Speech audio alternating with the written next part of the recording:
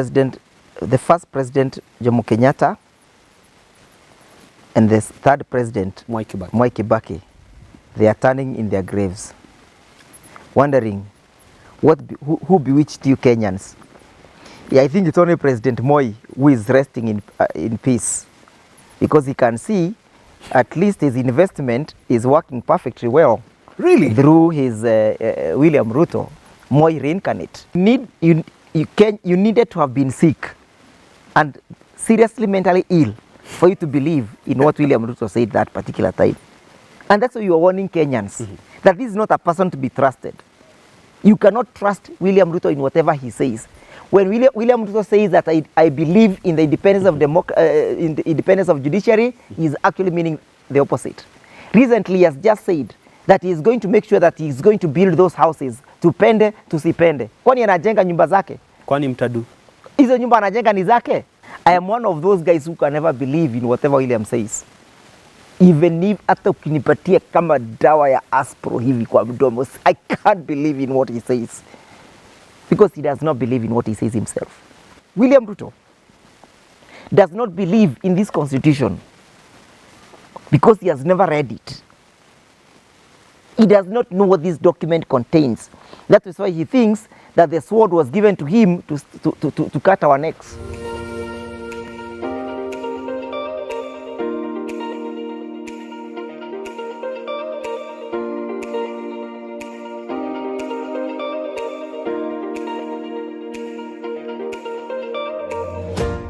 And behold, what a time to be alive. It is Christmas season. We are edging closer to the end and the wrap of the year. That is the year of our Lord 2023. We look forward 2024 to have you on board. You've kept us company throughout the year, and it is such an honor and a moment of gratitude from our side to extend these credits to you. You've been the fire beneath our wings. You and other good people like our seasoned guests who've always graced the show. Talk of Ndegwa Njiru, Kipruto Arap Kirwa, Maina Jenga, Herman Manyora, Jude Njomo. You name it, there are countless of them. We thank them for making us get this far. But before we start the conversation, my name is Richard Mwenje, and you're just in time for Business Glide, your go-to point on matters public policy analysis, business and economics at large. This is the show that helps you make better governance decisions as a leader and better economic decisions as a taxpayer, and even much more better decisions as a potential youth who can turn around the fortunes of this country that is Kenya. Let's dive into the conversations with none other than senior partner at Ndegwa and Ndegwa Company Advocates and a renowned advocate of the High Court of Kenya, the one and only Ndegwa Njiru. Yeah. Many people know you as the Black Bull. Oh, yes, Richard. I once told you I got that name, Ndegwa Njiru. It was given to me by my primary school principal. We used to call him Mr. Ireri in Kirogoya Municipality Boarding Primary School, where I did my class 8 KCP from.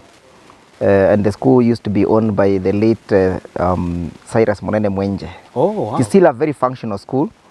It's a school of choice. Of course, I'm giving them some free advertisement. Sure, you can. And that is where we all grew up from. Still very much running. And they're very, very good programs. That's how I got the name Ndegwa Njiru. Ordinarily, you know, my names were Marcus Njiru Ndegwa. So he alternated them and gave me the Ndegwa Njiru. When I grew up, I realized it's a very fancy name. It reflects the African in me. And so I adopted it. Very well. Fully. Yeah. You're actually one of the people who are saying it's time we don't say Dead and Kimathi, we say Kimathi or Washuri. Yeah, because I don't believe in acquiring English names. And that's why my children are actually not, they don't bear any English name in them. Because it indicates the level of the brainwash that our people have been able to undergo. And I told you, if we are not able to appreciate our identity, we cannot appreciate the identity of where we belong and what we are called for in this world. Yeah. Very well. Or in this life. Sure enough. And actually just said this off the way, and you all know that Christ was born in a very humble environment, and that's why today we are here with our makeshift table. We are also at in one of the most humble environments around here. Behind us is a dairy farm, and a manger is nearby. So you're just trying to bring that theme, Christmas theme, closer to you. So don't worry, why are these people in such a not so lovely set? It's because we are trying to choose humility as our humble pie this Christmas season. We are in one of the many homes of Ndegwanjiru. He is sufficiently blessed. That's what he said. He's not poor, neither is he so rich, but he says all this is due to God's kindness. Ndegwanjiru, yes, so Richard. glad to have you back. Thank you on the for show.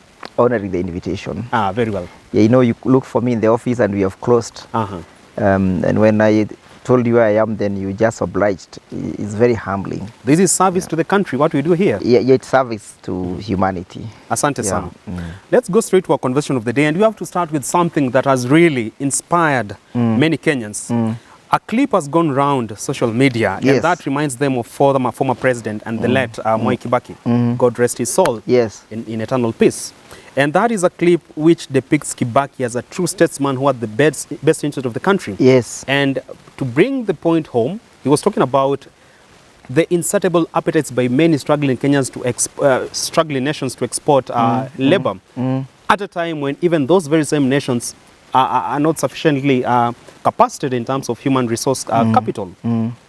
If you look at the current regime, the current government, Ruto and his administration are so big on the appetite to export labor as a quick way to fix employment.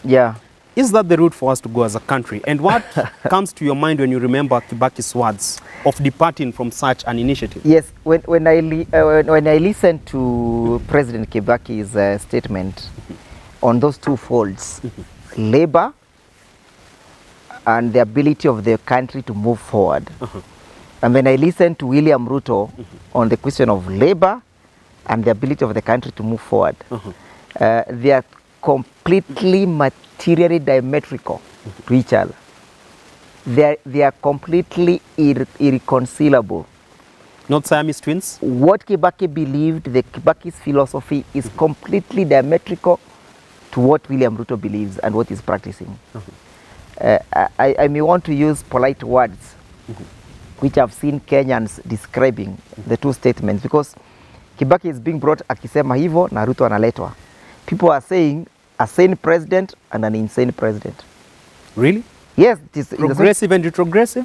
No, those are not the statements the Kenyans are using on the social media. They're not even that polite? The Kenyans are being raw to the truth. Sane and insane. It is that bad? Because 1 year into office? Because Kibaki was saying that he's imploring upon Kenyans outside there who are out building the other nations, changing the dynamics, the capital of that, the dynamics of the capital of those countries, and their fortunes, changing the economy of those countries, changing the social welfare of those countries, to come back home. He was extending an olive branch, inviting them to come back home and build Kenya, and telling them it's now the high time we forget what has been done and what has not been done. We start afresh and build this country. On the other hand, William Ruto is saying, go out there, go and build other countries. Don't bother about Kenya. We've go agreed out. with Germany, with Saudi Arabia. We have agreed with Germany. We have agreed with Saudi Arabia. We have agreed with Canada. Go out. I mean, you're exporting labor to Canada, a first world country, instead of him inviting those persons in Canada to bring their expertise in Kenya and show us how to run a country into a first and move it to a first world. You're exporting labor to Germany, a first world, instead of inviting the Germans and the expatriates and the Kenyans to come and help us deal with the situation of just one element, being truthful to ourselves. You know, being truthful and honest to ourselves. You're exporting labor. So when Moses Kuria, the public services, says he is mesmerized by the perfect combination of brilliance and charisma in President William Ruto, you want to say that is just a statement that is neither here nor there? The statement is not a factual statement because he has not exhibited what Moses Kuria has said. And I believe Moses Kuria perhaps had the opportunity of looking and comparing what William Ruto is doing and what Kibaki was saying. Kibaki was saying, forget what has not been done. Let's start afresh. William Ruto is saying, oh, electricity is because of President Uhuru Kenyatta. Oh, the airport is leaking because of President Kenyatta. Oh, the roads are not built because of President Kenyatta. Oh, the dollar is because of President Kenyatta. Everything President Kenyatta. All his failures are being blamed on President Kenyatta. Kibaki is telling us, let's move on, let's build the country, let's be optimistic. Kibaki is working on our psychology. Looking at the future with thoroughness and forethought. With optimism. Kibaki is an optimist. William Ruto is a pessimist. Even at a time when he's told us in 10 years' time, you won't recognize this is the Kenya you left. Because William Ruto will never see a glass halfway full. Kibaki saw a glass halfway full. William Ruto never sees a glass halfway full. He always has somebody to blame because for him he's a Mr. Clean. Mukuru Kwajenka is poised to be the Europe of Kenya. I'm looking forward through the housing levy. I'm looking forward for that Europe. Dignifying the living of Kenyans in that city. I'm looking forward for that Europe. It remains to be seen. I'm looking forward for that Europe. I am one of those guys who can never believe in whatever William says. Even if hata ukinipatia kama dawa ya aspro hivi kwa mdomo, I can't believe in what he says. Because he does not believe in what he says himself. Moving on swiftly on this conversation, and let's start from a very highly emotive subject, and that which has to do with the powers vested upon the president when he was given the sword. He's come forth, and these were his statements, and I have to quote him. Those people who are going to court to block us from undertaking the affordable housing project are the enemies of Kenya. I want to assure you that you give me the powers, and I will deal with them. All I need is your prayers. I was already given the sword. Do you think it is for cutting vegetables? It is for dealing with all these criminals. What comes to your mind when you castigate Kenyans for taking concern with your taxation policies? What comes to my mind is that Kenya is being led by an autocrat. We're in that aspect of authoritarianism. We are in that authoritarianism, you know, dictatorship and tyranny. And a person who does not appreciate democracy and how institutions thrive. I mean, you're telling Kenyans not to go to court. Where do you want them to go? Courts have been created by this constitution. It tells you that William Ruto does not believe in this constitution because he has never read it. He does not know what this document contains. That is why he thinks that the sword was given to him to cut our necks. Those taking concern with taxation policies. You see, if I am aggrieved by the housing levy, I am aggrieved by the taxation in the health sector, proposed taxation. SHIF and all. I am justified to approach court for a resolution. So what will happen to our courts if William Ruto will then be judging these things with sword? Whoever disagrees with him, he lifts the sword. So you want us to go thinking that there's a sword of the sword of Democles is hanging on our heads, and William Ruto may cut our necks. How many Kenyans is he going to cut? How many Kenyans does William Ruto think that his sword can cut? The fourth president of Kenya, Uhuru Kenyatta, came forth at slightly a year and a half ago and said, be very careful, and I was given this sworn not to oppress Kenyans, but to have it help me serve the Kenyans. You know, William Ruto is a president who is ruling by intimidation and harassment. And is mutilating the institutions that we have created in this constitution through that mechanism.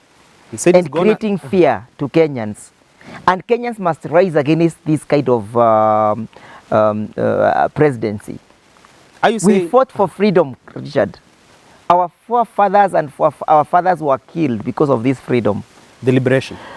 People like Matiba. Kenneth Matiba. People like Akina Rubia. Kitobu Imanyara. Wangari Maathai. Kitobu Imanyara.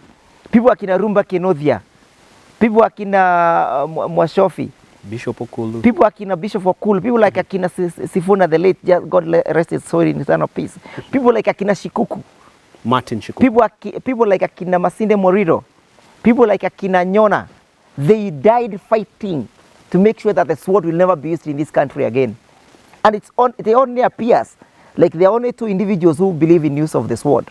Moi and Ruto. And I don't know the similarity between the two, why they think the sword must always be used when they have the power. Are you saying that Ruto is taking a radical departure from what he promised, that he's creating optimal independence of the arms of the government, from parliament to judiciary and the executive? you needed to have been sick and seriously mentally ill for you to believe in what William Ruto said that particular time. And that's why you are warning Kenyans that this is not a person to be trusted. You cannot trust William Ruto in whatever he says. When William Ruto says that I believe in the independence of in the independence of judiciary, he is actually meaning the opposite. Recently, he has just said that he is going to make sure that he is going to build those houses tupende tusipende. Kwani anajenga nyumba zake? Kwani mtadu? Hizo nyumba anajenga ni zake? Hiyo pesa anatumia ni yake? Ameuza zile kuku zake hizo? Ili aseme hii pesa lazima itumiwe kwa sababu kwani pesa yake? Moving on swiftly. Richard, we must rise against this despotism and this dictatorship. And we are going to defend this country. We are going to defend this democracy. But maybe we are going to defend this constitution. We are going to defend the posterity of this democracy with our blood. He can use that word that he says that he cannot use. But don't you think you are alone in this fight? Maybe no, I am not alone. And Reverend Samuel Naina. No, I am not alone. Look at the pin drop silence from the opposition. No, leaving the cost to a few. People are speaking. People are speaking. I saw Dr. Mukisia Kitui the other day speaking in Western. I saw Senator Sifuna very vigilantly speaking against this. You can win this fight? We are going to win because we have won before. We have won before. We shall win now. We have won before. We shall win now. Before 2032? We shall win this war. We shall win this struggle. And if I was in South Africa, I would say, Amada! It is going to happen? Yes. It's going to happen. When you and I will still be present to witness it happen? Let me tell you, it is going to happen in our lifetime. We are going to defend this democracy. We are going to defend this country. We are going to defend the constitutionalism. We cannot allow people to shed blood for the second time, fighting for things that were previously fought for. It is our work to defend the gains that have been made. Talking about defending the gains that have been made, your good ally and friend, Gathoni Wamshomba, Member of Parliament, had this to say about the fortunes of people of Mount Kenya. And I have to quote her actually. She said, I grew up in coffee and now I'm a farmer. This will be the first Christmas ever since Jomo Kenyatta regime, which farmers will have no money for festivities. We are still waiting for the 80 shillings per kilo as promised by our son. He's trying to paint that son as DP Rigathi Gachagua, who promised so much bounty of good fortunes for people of Mount Kenya. Do you resonate with Gathoni Wamshomba's claims that even for people of Mount Kenya, their own son has betrayed them in bringing new tidings to them? Richard, those are not claims. Those are facts. It's happening in the ground? I am a coffee farmer. Ask me. I've sent you photos when I'm in my coffee bushes. You have seen them, right? I have. I am a coffee farmer. We are going for Christmas without any penny. Since Jomo Kenyatta's regime? Students, pupils are opening school. You cannot go to any factory and get a check in advance. What happened to what your son promised you, son of the mountain? Alleged kingpin. You see, how many promises have these guys made? You need to be sick and mentally ill, irredeemably ill, for you to believe in whatever these two gentlemen says. Don't you think your friend Gathoni Wamshomba will be declared an enemy within, a betrayer of the cause? Oh, what they do not know, and I wish them to do so, that Gathoni is resonating with the majority of us. Will people stand with her in the fullness of time? We are with her. We are with Gathoni Wamshomba. We are behind her. We shall support her. She has a larger constituency than William Ruto. Gathoni Wamshomba has a larger constituency than Gachagua, because we are resonating in what she's saying. Nothing to do with her being a black sheep in UDA, like you said Cherargei the other day. Oh, let me tell you. There must be somebody we call Mikael. The Bible, there was that Mikael who stood and said, the king is naked. He told the king, don't go to war. If you go to war, you'll not come back. And I've kept on telling Kenyans, during the Passover, God ordered the children of Israel to slaughter a lamb without blemish. Sure. And smear some blood on their doorpost. So that when the angel of death passes over, they will be able to recognize the house of the Israelites and distinguish between the house of the Israelites and the Egyptians. On the basis of that blood, the Israelites were to be saved. The Israelites were to face the wrath of God. Sure. We refused to smear that, we refused to slaughter that lamb without blemish. We slaughtered a lamb with blemish. A stained one. A stained one. So now the angel of death is passing over, killing all Kenyans. Killing us with taxes, killing us with hunger, high prices of fuel, high prices of unga, no school fees, no medicine in our hospitals. Our mere existence is threatened. The angel of death is passing because we slaughtered a lamb with blemish. We were told to slaughter a lamb without blemish. We slaughtered a lamb with blemish. History will remember Gathoni wa Mshomba? Yes, yes, yes. She'll be on the right side of history? Yes, history will remember Gathoni wa Mshomba. Yes, she's going to go to the annals of history as one of those people who stood against the evil. To advance that conversation on people history will remember and they'll be on the right side of history, the other day we saw revelations by Canon Sami Wainaina of the Anglican Church.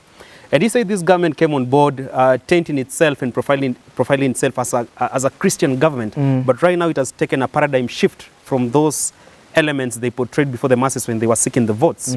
Let me ask you, do you think the church is still blinded to the facts that we are seeing right now, the high cost of living and all that, that the church will still go to bed with this administration should it seek a second bid in 2027? Is the church woke? You know, the church has gone to the dogs. We can only distinguish few individuals in the church. Like who now? Like Canon Wainaina, Archbishop Muheria. We also have people who are now coming up, like Archbishop Volesapit. Some individuals are coming up. They have realized that this government was a fallacy. They have realized that they are associating with the government, that they are not associating with a lamb without blemish. They are associating with a lamb with blemish. So they are now redeeming themselves, the mainstream churches. But the Pentecostal churches, don't speak about them. Those one went long time ago, they are irredeemable. Beside you, there is someone else who considers some elements in our country to be the lambs with blemish, and that is former Speaker Kenneth Marende, who said the current speakers of the Senate, former National Assembly Speaker Kenneth Marende, he says the current Senate Speaker and National Assembly Speaker, that is Amason Kingi and Moses Wetangula, they are out of order. Reason why they have allowed the executive to intimidate and to manipulate the parliament of the day. Do you resonate and subscribe to Kenneth Marende's argument? Yes, and that is why we have gone to court to challenge the ability of Moses Wetangula to lead parliament. Remember Moses Wetangula and Amason Kingi are affiliates of the KK regime. They actually signed the coalition instruments. So they are actually in government because their parties are affiliates to the coalition. So we are having the executive in State House and the executive in Parliament, and hence the inability of Parliament to execute its functions of checking on the government, representation, oversight, and legislation. You can see the kind of the legislation that these guys are doing. Hogwash, nonsensical legislations. Do you know what they are doing, Richard? Tell me. Ishongwa has brought an amendment to the Land Act. He's proposing to amend 3 acts. The first one is the Land Act, 2012, the Land Registration Act, 2012, and the National Land Commission Act. All those bills were presented in Parliament on the 30th of October, 2023. The tragedy of those amendments is that whatever you are seeing happening in Lamu will be actualized by those legislations. They are saying that the National Land Commission will have the authority to investigate historical and present land injustices.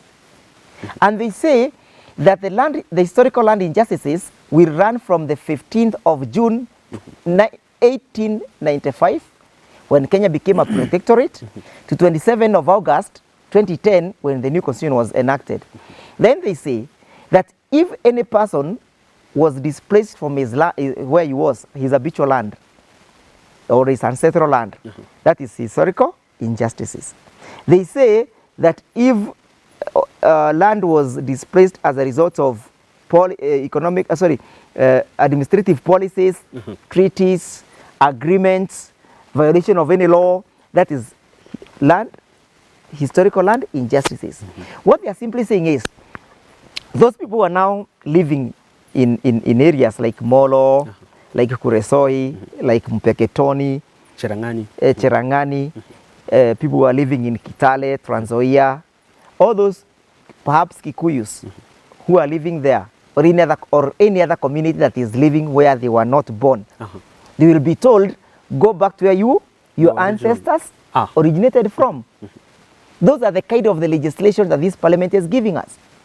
They are even saying that any freehold land that is near a municipality or an urban center or a city, you'll be paying land rates. Freehold, you'll be paying land rates equivalent to land rent payable around that area. That means in a place such as this one, which is a freehold, I'll be paying land rates like I am on a leasehold. Those are the hogwash legislation this parliament is doing.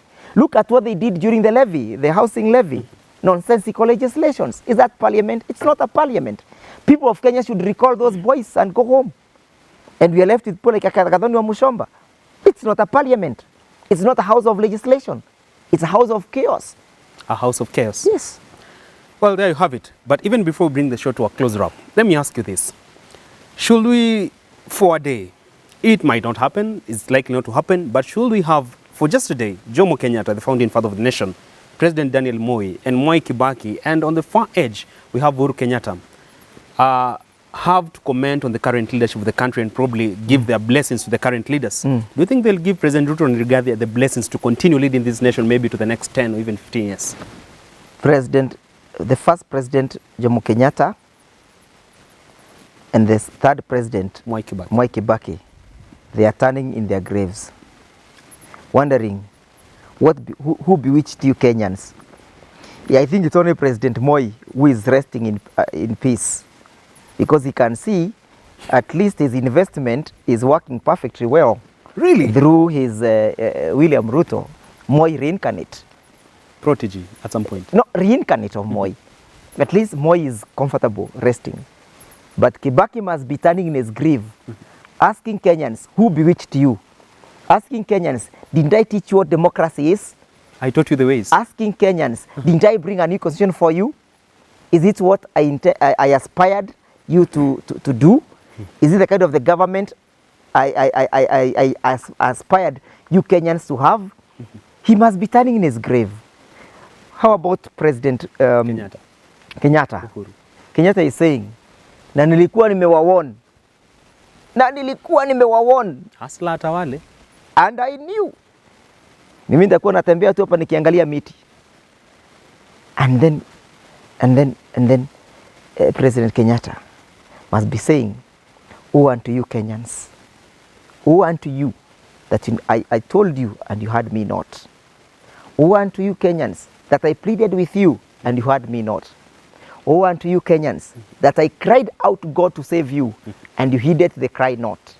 Woe unto you Kenyans. And then he's asking, who is going to redeem this country?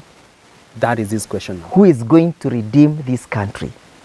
I believe those are the things that must be going inside his in his head. And I know because he's a person who is prayerful, he must have gone down to his knees to try and pray for this country. To say, at least, there is a God in heaven who can help us redeem this country. Or at least Mama Ngina Kenyatta has done that. At least he has demonstrated that by building a chapel for the people of Ishaweri. And I believe this country will be redeemed. Begs the question, Ishungwa, you've talked about the emotive land subject that he is trying to legislate around in parliament. It also begs the same question.